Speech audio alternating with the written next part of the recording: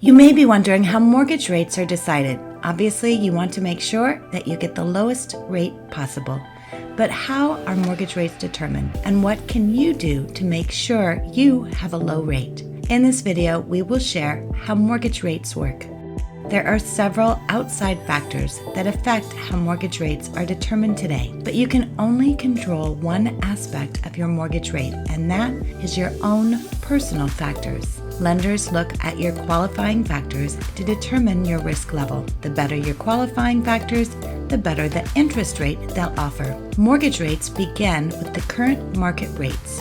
So you may wonder how the market affects interest rates. Mortgage rates are affected by the overall economy. When the economic outlook is good, rates tend to increase, and rates fall when they're not so great. Mortgage rates are determined by many elements, including the inflation rate, the pace of job creation, and whether the economy is growing or shrinking. When the economy is doing well, borrowers can afford more. The Federal Reserve doesn't set mortgage rates, but it does affect mortgage rates indirectly. The Fed controls short-term interest rates by increasing them or decreasing them based on the state of the economy. While mortgage rates aren't directly tied to the Fed rates, when the Fed rate changes, the prime rate for mortgages usually follows suit shortly afterward. The Federal Reserve controls short-term interest rates to control the money supply. When the economy is struggling, as has been the case during COVID-19, the Fed lowers rates. These are not the rates given to consumers, but the rates at which banks can borrow money to lend to consumers. When the Fed decides they need to tighten up the money supply, they raise the Fed rate. While this doesn't directly increase mortgage rates, eventually banks and lenders must follow suit to keep up with their costs to borrow money from the Fed. So which personal factors affect your mortgage rate? You certainly cannot control the economic factors of mortgage rates, but you can most definitely control your own personal factors. Let's dive into what you can do to get the best mortgage rate possible, beginning with your credit score.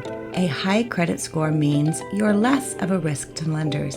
A high credit score shows that you pay your bills on time and don't overextend your credit. When lenders pull your credit, they see you as a responsible borrower with a low risk of default. This leads lenders to give you a better interest rate because you are less of a risk. When you have a low credit score, lenders often change the interest rate significantly because you're at a higher risk of default for the mortgage you are getting. A low credit score indicates that you may not pay your bills on time or that you have overextended yourself. The credit score you need depends on the loan program you're using. If you want a conventional loan, you'll need at least a 620 credit score. But if you choose FHA financing, you'll need a 580 plus credit score for most lenders. Taking steps to check and improve your credit will put you in a better position to get a lower rate from your lender. The next factor you can control is your down payment. Lenders want to know that you're invested in the home through a down payment, that you aren't borrowing 100% of the funds. The more money you have invested in the home, the less likely you are to default. If you put less than 20% down on a home, your mortgage rate will increase, and you'll need to pay mortgage insurance. There are different types of insurance depending on your loan program. Some you can cancel, and some you cannot. Besides mortgage insurance, if you put less than 20% down on a home, you'll also have a higher interest rate. You're at a higher risk of default with a lower down payment, and lenders make up for the risk by charging a higher interest rate. The next thing that will affect your interest rate is your loan-to-value ratio. A loan-to-value, or LTV ratio, compares the amount of a loan you're hoping to borrow against the appraised value of the property you want to buy. The less money you put down on the home, the higher your LTV becomes, which is a higher risk for the lender. When you put little money of your own into the home, you have less incentive to keep paying the mortgage when times get tough. If you have your own money invested, though, you're more likely to do what's necessary to make good on the debt. Lenders charge higher interest rates when there is a higher risk, which means if you put more money down, you have more to lose. Another factor lenders will look at when raising your risk is how you intend to occupy the house. Lenders care about whether your home is your primary residence, which means that you will be living there, or if the home is a second home, like a vacation property. And finally, if the home is an investment property that you will rent out to others. Interest rates are usually lowest on primary residence because it's where you live. You're more likely to make your payments on time because you don't want to lose your home. If you have a second home or investment property and you have financial issues, you're more likely to default on the mortgage, putting the lender at risk. Most lenders charge higher mortgage rates to make up for the risk.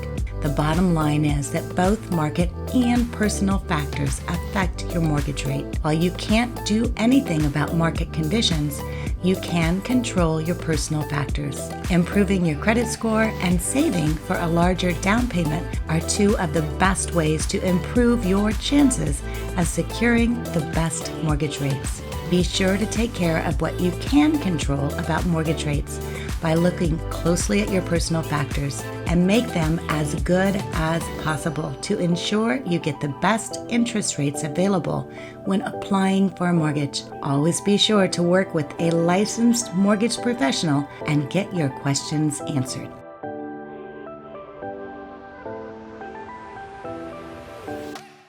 Hey, thanks for watching. I hope it was helpful. I'm Kevin Gillespie with the Lakeway Lending team. And of course, if you have any questions, feel free to reach out to us using the contact information below. And if you know anybody else who needs help, either buying or refinancing in the next 6 months to a year, we'd love to talk to them as well. Remember, it doesn't cost a penny to talk. Look forward to talking to you soon. Thank you.